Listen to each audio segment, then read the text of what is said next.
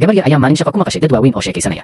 waxay ka hadlayeen meel qarsoodi ah oo ku taal dhinaca kale ee wadada, halkaas oo la sheegay in lagu galo erey sir ah oo ah waxaan rabaa hal sanduuq oo kabriid ah. gabadhii arrintaas way rumaysatay, markaas ayay si toos ah ugu tagtay mulkiilihii goobta. laakiin ninkii markiiba wuu xanaaqay, isagoo aflagaado iyo canaan ku bilaabay, dabadeedna si xoog ah ayuu uga eriyey dukaanka. inkasta oo la cayriyey, haddana niyad jab ma gelin. taa bedelkeeda waxay bilowday inay ka fikirto habab kale oo ay lacag ku samayn karto. waqtigaas waxay ahayd arday yar oo dugsiga dhigata, lacag yarna waxay ku heli jirtay xatooyooyin yaryar.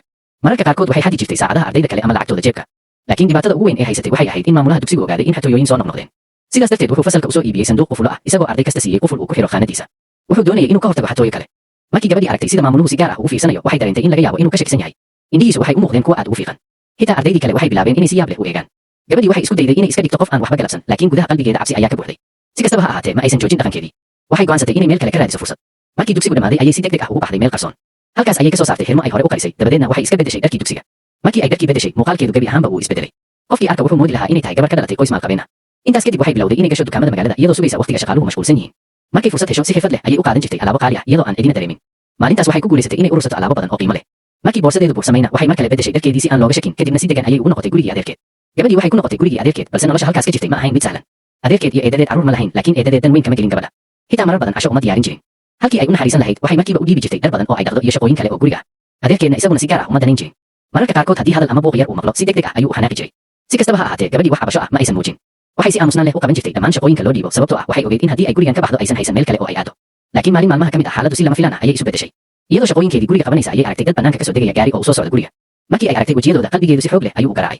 waxay markiiba fahamtay in dib weyn soo socdo. cabsi ayaa haraysay. gacmaheeda ayay si xoog leh iskaga qabsatay, iyadoo ka fikiraysa in laga yaabo in xatooyooyinkeedii la ogaaday. haddii arrintu bannaanka timaado, ma lumin doonto oo keliya kalsoonida reerka, balse waxay xitaa wajihi kartaa xabsi iyo ciqaab adag. dadkii guriga yimid waxay bilaabeen dood iyo muran. mid kasta wuxuu isku dayay inuu caddeeyo in alaabo laga xaday. muddo dheer ayaa la isdhaafsaday hadallo kulul, balse xal lama gaarin. markaas ayuu adeerkeed go'aan lama filaan ah qaatay. si uu u muujiyo in gabadhu aanay wax dembi ah lahayn, wuxuu dadka u ogolaaday inay guriga baaraan. gabadhii markay taas maqashay, dhiiggeedu wuu qabowday. dadkii waxay bilaabeen inay qolalka eegaan. ugu dambayntii waxay gaareen sariirteedii. markii sariirta la qaaday, qof walba afka ayaa kala dhacay. waxaa halkaas ku jiray alaabo aad u badan oo la xaday. dharka, alaabaha kala duwan iyo waxyaabo kale oo qiimo leh ayaa meel walba daadsanaa. gabadhii hadal weyday. adeerkeed iyo eedadeedna si naxdin leh ayay ugu eegeen.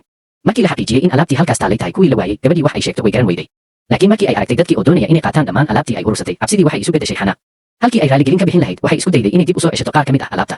waxay dareemaysay in dadaal badan ay gelisay ururintooda, inkastoo ay ahaayeen alaabo la xaday. laakiin xaqiiqadu cashar adag ayay siisay. adeerkeed oo ceeboobay ayaa si kulul u canaantay.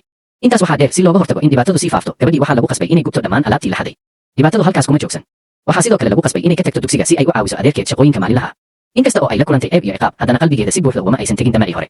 waxay sii waday inay dhegaysato sheekooyinka dadka waaweyn, mar walbana waxay isku dayi jirtay inay ogaato waxyaabo ay ka faa'iidaysan karto. maalin maalmaha ka mid ah, iyadoo meel maraysa, ayay aragtay wadaad iyo maamule ururinaya lacag sadaqo ah. lacagtii oo dhan waxaa lagu riday sanduuq bir ah oo si taxaddar leh loo xiray. markii ay aragtay sanduuqa lacagta ka buuxdo, damacii hore ayaa mar kale qalbigeeda ku soo laabtay. si ay qorshaheeda u fuliso, waxay si qarsoodi ah u gelisay tigidh filim daaqad yar si aysan si fiican u xirmi karin. waxay doonaysay inay habeen dambe halkaas ka soo gasho. markii habeenkii la gaaray, iyadoo ka faa'iidaysanaysa mugdiga, ayay si taxaddar leh ugu soo noqotay goobta.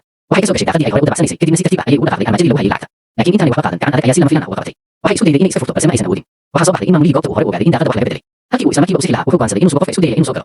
sidaas ayay gabadhii markii ugu horeysay ugu dambeysay gacanta booliiska. markii lagu xiray qol yar oo xabsi ah, ayay markii ugu horeysay si dhab ah u fahamtay halista ay leedahay wadada ay dooratay.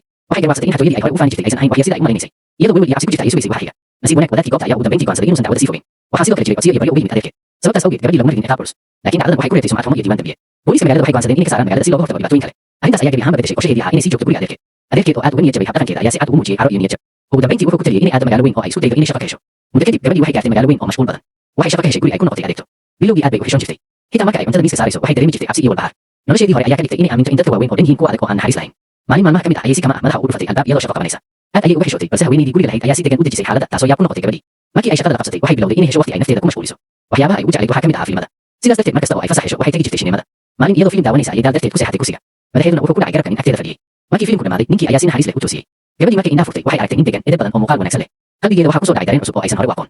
waxay dareentay in qofkan uu ka duwan yahay dhammaan dadka ay hore ula kulantay. kadib waxay ku casuuntay inuu la cabo cabitaan, halkaasna waxaa ka bilaabmay isbarasho cusub. ninkaasi waxaa la oran jiray Mijer. wuxuu ahaa shaqaale dowladeed oo akhlaaq wanaagsan leh, isla markaana aad u jecel filimada. laakiin gabadhii ma aysan ogeyn in kulankan yar uu nolosheeda u bedeli doono si aysan weligeed filanayn. Mijer wuxuu ahaa nin degan, edeb badan, isla markaana si wanaagsan ula dhaqma dadka. intii ay wada sheekaysanayeen, gabadhii waxay dareentay raaxo iyo kalsooni aysan weligeed hore u dareemin. labadooduba waxay jeclaayeen filimada, taas oo sababtay inay si fudud isu fahmaan. si kastaba ha ahaatee, Mijer wuxuu lahaa qoys. wuxuu qabay xaas, wuxuuna lahaa gabar yar oo 7 jir ah. inkastoo ay arrintaas ogaatay, haddana gabadhii qalbigeeda kama saarin. waxay rumaysatay in Mijer yahay qofka ay nolosheeda oo dhan sugaysay. Mijer isaguna wuxuu isku dayay inuu masaafad ilaaliyo. wuxuu ogaa in xiriirkooda dhib keeni karo. laakiin gabadhii mar walba way raadinaysay fursad ay kula kulanto. markii ay ogaatay inuu Mijer ka qayb qaato koox heeso qaad maalmaha fasaxa, waxay bilowday inay si joogto ah u tagto halkaas. markasta waxay raadinaysay sabab ay ula joogto waqti dheeraad ah. bilowgii Mijer wuxuu si adag u xakameeyey dareenkiisa, laakiin dadaalkii joogtada ah ee gabadha ayaa ugu dambeyntii saameeyey. maalin maalmaha ka mid ah ayuu ka tanaasulay xadkii uu isagu dejiyey. laga bilaabo maalintaas, xiriirkooda wuxuu isu bedelay jacayl qarsoon. Mijer wuxuu bilaabay inuu marmarsiinyo kala duwan u sameeyo si uu uga maqnaado gurigiisa. dhanka kale, gabadhii waxay si qarsoodi ah ula kulmi jirtay. mararka qaar waxay tagi jireen hudheelo, halkaas oo Mijer si looga fogaado shaki uga qabsan jiray maamulka laba qol oo kala duwan. laakiin marka ay hubiyaan inaan cidina eegin, gabadhii waxay si qarsoodi ah ugu biiri jirtay qolkiisa. gabadhii waxay ku noolayd farxad aysan hore u aqoon. waxay Mijer u aragtay qofka ugu muhiimsan nolosheeda.